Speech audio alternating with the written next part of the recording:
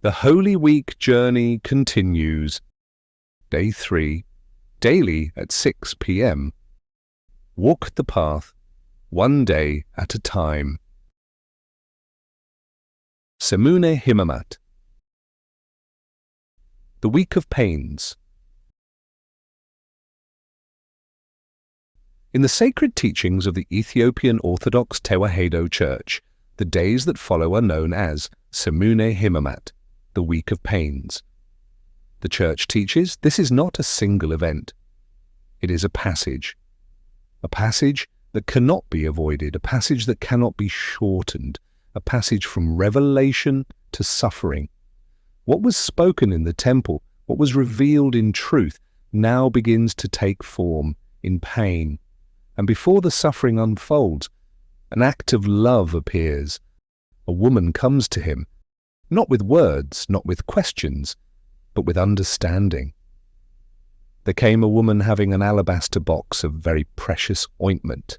Matthew 26:7. She approaches quietly. She breaks what is sealed. She pours what is costly, not measured, not restrained, not explained. The fragrance fills the place, an offering, given without calculation, and some speak against her. To what purpose is this waste? Matthew 26:8. They see loss, they see excess, they see what is spent, but the Lord receives her. She hath wrought a good work upon me, she did it for my burial. Matthew 26:10, 12. The Church teaches this is not waste. This is love that recognizes what is about to come. Before the cross is raised, it is already known by the one who sees, and what is given freely before the suffering becomes a witness that remains forever. Wheresoever this gospel shall be preached, there shall also this be told for a memorial of her. Matthew 26:13. The Church remembers her, not for what she said, but for what she understood.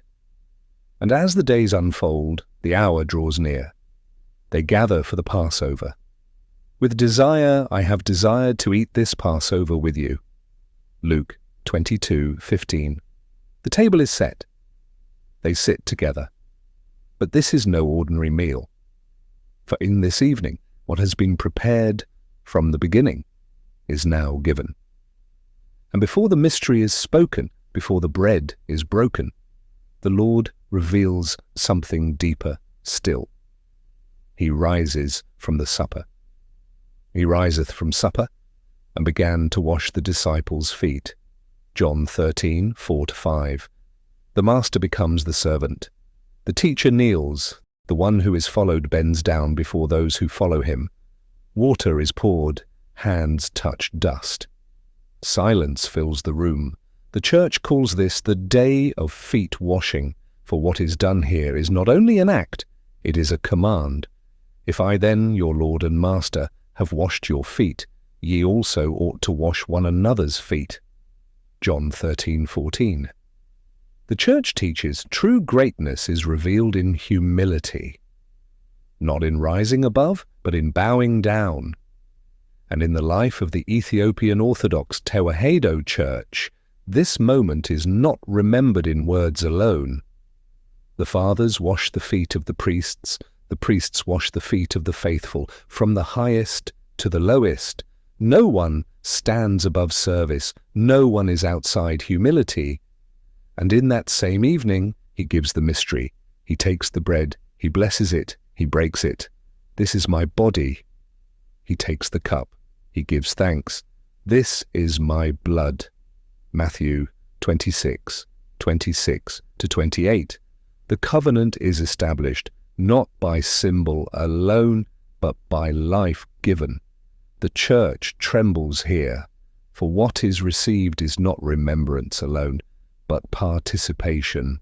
And yet, even within this holy moment, darkness draws near. One of you will betray me. Matthew 26:21. The table is shaken. Each one asks, is it I?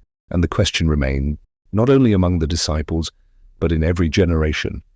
Judas rises, he leaves, the night receives him. And the Lord, having given everything, does not withdraw. He goes forward toward the garden.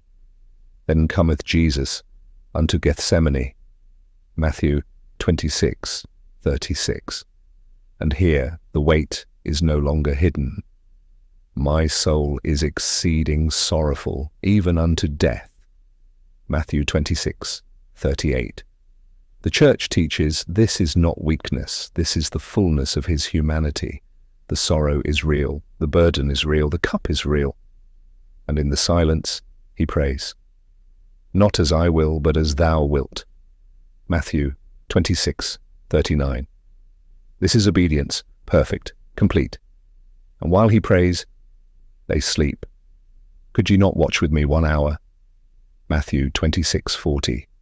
The Church hears this as a question to every soul. Are we awake, or do we rest while the hour passes? And then the night breaks. Judas arrives, not alone, but with those who come to take him. Hail, Master, and kissed him. Matthew 26:49. A sign of closeness becomes a sign of betrayal, and he is taken. No resistance, no retreat. Then all the disciples forsook him and fled. Matthew 26:56. And the Church does not judge them. She recognizes herself. For when the hour becomes heavy, how easily does the heart withdraw. And thus ሠሙነ ሕማማት unfolds. A week of pain, of love offered, of humility revealed, of truth spoken, and of betrayal received. And yet, the Church teaches, nothing here is outside his will. Nothing is taken from him. Everything is given. And so the Church calls her children. Do not stand far from these days. Do not observe them from a distance. Enter them. Learn humility. Recognize love. Remain awake, for the one who kneels to wash is the one who will be lifted on the cross. And the path now leads forward from the garden to judgment, from silence to the cross.